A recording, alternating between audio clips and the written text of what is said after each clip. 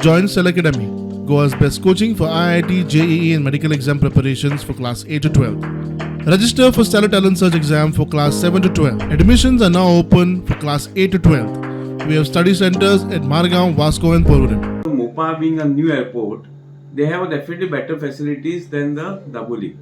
So Dabolim needs to enhance the facilities.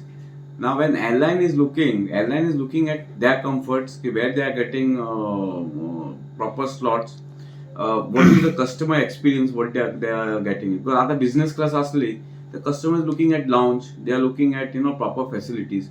In general, all customers सकाळची flight असता, so they are looking at good proper restaurants.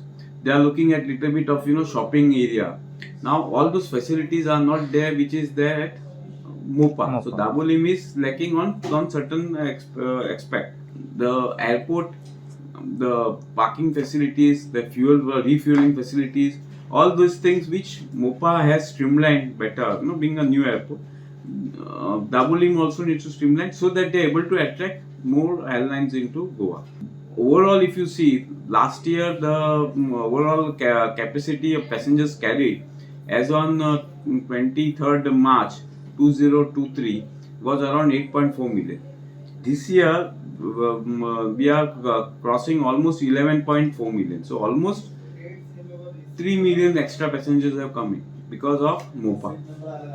This is besides the charter flights which have been reduced. This is besides after Go Air crash, the number of seats going to Goa has reduced.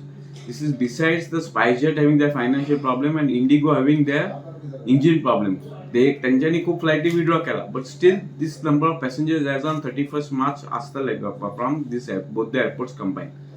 And even if you split it up, 4.4 million passengers have been at Mopa, and Dabolim is around 7 million plus. So definitely Dabolim has more passengers they are carrying, and they will continue carrying more passengers because their capacity is more compared to Mopa.